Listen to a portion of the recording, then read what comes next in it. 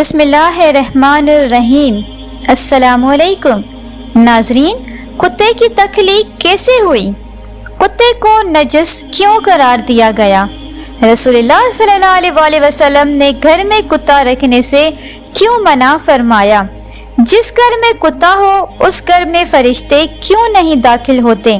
کتے میں وہ کون سی 10 صفات پائی جاتی ہیں جن میں سے کوئی ایک صفت انسان اپنا لے تو ولی بن جائے؟ دنیا میں کتوں کی کتنی نسلیں پائی جاتی ہیں اور کتے اذان کی آواز سن کر کیوں روتے ہیں؟ یہی ہماری آج کی ویڈیو کا موضوع ہوگا۔ ناظرین، آج کی ویڈیو میں ہم آپ کو کتوں کے متعلق کچھ ایسے حقائق بتائیں گے جو یقیناً آپ کے لیے حیران کن ہوں گے۔ کتا نہ صرف زمانہ قدیم سے انسان کا بہترین ساتھی ہے بلکہ کتوں کا شمار دنیا میں سب سے زیادہ پالے جانے والے پالتو جانوروں میں ہوتا ہے۔ کتے کی پیدائش سے متعلق قدیم تاریخ اور صحیفوں میں 2 حکایات موجود ہیں۔ پہلی روایت کے مطابق کتے کی پیدائش کے متعلق امام عبد الرحمن الصفوری نے اپنی کتاب نزیہۃ المجالس میں نقل فرمایا ہے کہ جب حضرت آدم علیہ السلام کی تخلیق اللہ تعالیٰ نے فرمائی اور تمام فرشتوں کو حضرت آدم علیہ السلام کو سجدہ کرنے کا حکم دیا گیا تو اس وقت شیطان، جو کہ فرشتوں کا سردار تھا، اس نے سجدے سے نہ صرف انکار کیا بلکہ اس وقت اس نے حضرت آدم علیہ السلام کے پتلے پر تھوک دیا تھا جو کہ حضرت آدم علیہ السلام کے پیٹ پر جا کر گرا تھا، جس پر اللہ تعالیٰ نے حضرت جبرائیل علیہ السلام کو حکم دیا تھا کہ حضرت آدم علیہ السلام کے پیٹ سے اس تھوک والی مٹی کو ہٹا دو۔ اس مٹی کے ہٹنے سے حضرت آدم علیہ السلام کے پیٹ پر ایک سوراخ بن گیا تھا جو کہ آج بھی ناف کی صورت میں ہر انسان کے پیٹ پر موجود ہے۔ اس کے بعد اس پیٹ والی مٹی سے کتے کو بنایا گیا تھا۔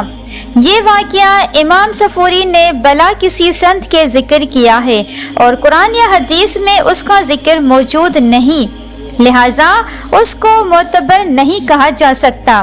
دوسری حکایت نور المبین نامی کتاب میں موجود ہے جس میں حضرت علی رضی اللہ تعالیٰ عنہ نے ہمارے پیارے نبی حضرت محمد صلی اللہ علیہ وسلم سے دریافت کیا کہ کتوں کو کیوں پیدا کیا گیا اور انسان کو اس کو اپنے گھر میں رکھنے سے کیوں منع کیا گیا؟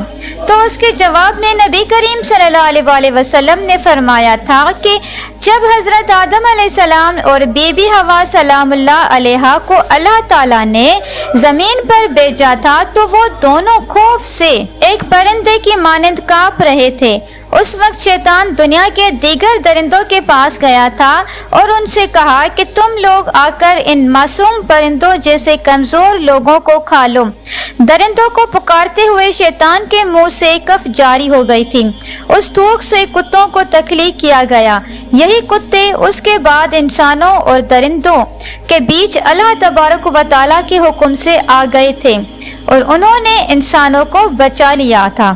بخاری شریف میں حدیث نمبر 3227 اور مسلم شریف سنن، ابو داؤد مسند احمد سمیت دیگر احادیث کی کتب میں ام المومنین حضرت سیدہ میمونہ رضی اللہ تعالی عنہا سے یہ روایت بیان کی جاتی ہے کہ ایک بار رسول اللہ صلی اللہ علیہ وسلم بیدار ہوئے تو غمگین اور خاموش تھے۔ میں نے پوچھا، یا رسول اللہ صلی اللہ علیہ وسلم، کیا بات ہے؟ آپ کی کیفیت بدلی ہے؟ فرمایا، حضرت جبریل علیہ السلام نے رات آنے کا وعدہ کیا تھا پر نہیں آئے۔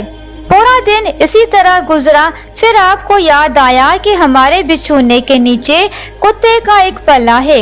آپ صلی اللہ علیہ وسلم نے اسے نکالنے کو کہا اور اپنے دستے مبارک سے اس جگہ پانی چھڑک دیا۔ اگلی رات حضرت جبرائیل علیہ السلام آئے اور کہا، ہم اس گھر میں داخل نہیں ہوتے جہاں کتا ہو یا تصویر ہو۔ جبکہ ایک اور حدیث کا خلاصہ کچھ یوں ہے کہ حضور اکرم صلی اللہ علیہ وسلم نے فرمایا کہ جو شخص حفاظت اور شکار کی گز کے علاوہ کتا پالتا ہے تو ہر روز اس کے اجر میں سے 2 قرات کم کیا جاتا ہے۔ اس حدیث میں اجر گھٹ جانے کی جو بات ہے اس سے معلوم ہوتا ہے کہ بلا ضرورت کتے کو پالنا مکروہ تحریمی ہے، اور مکروہ تحریمی ہونے کی وجہ سے اس گھر میں رحمت کا فرشتہ داخل نہیں ہوتا۔ کتا ایک نجس جانور ہے جو مردار کھاتا ہے۔ کتے کے سامنے اگر تازہ اور بدبودار گوشت رکھا جائے تو بدبودار گوشت کو ترجیح دیتا ہے اور اپنی کیک کو بھی دوبارہ چاٹ لیتا ہے۔ اسی لیے فرشتے پاکیزہ مخلوق ہیں اور وہ ہر اس مقام پر نہیں جاتے جہاں نجس ہو۔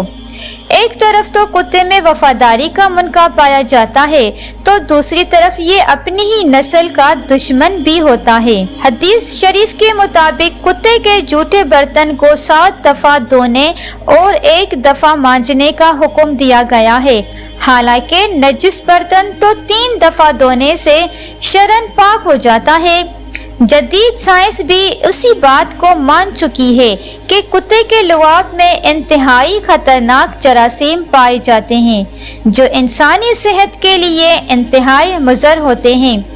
حضرت حسن بصری رحمۃ اللہ علیہ فرمایا کرتے تھے کہ کتے کے اندر 10 صفات ہیں، اگر ان میں سے ایک صفت بھی انسان کے اندر پیدا ہو جائے تو وہ ولی بن سکتا ہے۔ نمبر 1، کتے کے اندر قناعت ہوتی ہے، جو مل جائے اسی پر قناعت کر لیتا ہے اور راضی ہو جاتا ہے، یہ قانین یا صابرین کی علامت ہے۔ نمبر 2، کتا اکثر بھوکا رہتا ہے، یہ صالحین کی علامت ہے۔ نمبر 3، کوئی دوسرا کتا اس پر زور کی وجہ سے غالب آ جائے تو یہ اپنی جگہ چھوڑ کر دوسری جگہ چلا جاتا ہے، یہ راضین کی علامت ہے۔ نمبر 4، کتے کا مالک اگر اس کو مارے تو وہ اپنے مالک کو چھوڑ کر نہیں جاتا، یہ صادقین کی علامت ہے۔ نمبر 5، اگر کتے کا مالک بیٹھا کھانا کھا رہا ہو تو یہ باوجود طاقت اور قوت کے اس سے کھانا نہیں چھینتا، یہ مساکین کی علامت ہے۔ نمبر 6، جب مالک اپنے گھر میں ہو تو یہ دور جوتوں کے پاس جا کر بیٹھ جاتا ہے، یہ ادنا جگہ پر راضی ہو جاتا ہے، یہ متوازین کی علامت ہے۔ نمبر 7، دنیا میں رہنے کے لیے اس کا کوئی گھر نہیں ہوتا، یہ متوکلین کی علامت ہے۔ نمبر 8، رات کو یہ کم سوتا ہے، یہ محبین کی علامت ہے۔ نمبر 9، اگر اس کا مالک اس کو مارے تو یہ تھوڑی دیر کے لیے دور چلا جاتا ہے، اور اگر اس کا مالک اس کو دوبارہ روٹی ڈالے تو یہ دوبارہ آ کر کھا لیتا ہے، اس سے ناراض نہیں ہوتا، یہ خاشعین کی علامت ہے۔ نمبر 10، جب مرتا ہے تو اس کی کوئی میراث نہیں ہوتی، یہ زاہدین کی علامت ہے۔ ناظرین، یہ تمام علامتیں حضرت حسن بصری رحمۃ اللہ علیہ فرمایا کرتے تھے۔ ناظرین، کتے اذان کی آواز سن کر کیوں روتے ہیں؟ آپ نے بھی یہ مشاہدہ کیا ہوگا کہ جیسے ہی فجر کی اذان ہوتی ہے تو اکثر اوقات کتے اذان کے ساتھ رونے جیسے آوازیں نکالتے ہیں اور آسمان کی جانب منہ کر کے روتے ہیں۔ بعض اوقات کتے فجر کے علاوہ باقی اذانوں کے ساتھ بھی ایسی ہی آوازیں نکالتے ہیں۔ اکثر لوگوں کو ذہن میں یہ سوال پیدا ہوتا ہے اور وہ یہ سوال پوچھتے بھی ہیں کہ کتے ایسا کیوں کرتے ہیں؟ روایت میں یہ بات ملتی ہے کہ رات کے اوقات میں اکثر شیاطین اور شیطانی جنات وغیرہ اس کائنات میں گھومتے پھرتے رہتے ہیں اور ان کا یہ گھومنا رات کو ہی ہوتا ہے، اور جیسے ہی مؤذن فجر کی اذان کے لیے اللہ اکبر کی آواز بلند کرتا ہے تو یہ شیاطین اس آواز کو سنتے ہی بھاگنے لگتے ہیں۔ جب یہ بھاگ رہے ہوتے ہیں تو کتے ان کو دیکھتے ہیں اور ان کو دیکھ کر ایسی آوازیں نکالتے ہیں جیسا کہ رو رہے ہوں، اور شیاطین کے یوں بھاگنے کا ذکر ایک حدیث میں یوں آیا ہے کہ مؤذن جب اذان دیتا ہے تو اس کی آواز سن کر شیطان خروج ریا کی آواز کرتے بھاگتا ہے۔ یہ یاد رہے کہ انسانی نظر سے اللہ نے بہت سی باتوں کو پوشیدہ رکھا ہے، لیکن بعض جانوروں میں یہ طاقت رکھی ہے کہ وہ ان چیزوں کو دیکھ سکتے ہیں۔ مثلاً عذاب قبر کی بات کی جائے تو اس کے بارے میں بھی روایت ہے کہ مردے کی چیخ و پکار کی آواز کو انسان کے علاوہ باقی مخلوقات بھی سنتے ہیں، اور کتا بھی انہی جانوروں میں سے ہے جو کہ جنات اور شیاطین کو دیکھتا ہے، اسی لیے یہ ان کو دیکھ کر ایسی آوازیں نکالتا ہے۔ دنیا بھر میں اس وقت کتوں کی 400 نسلیں موجود ہیں، اور ایک اندازے کے مطابق 40 کروڑ سے زیادہ تعداد میں کتے موجود ہیں۔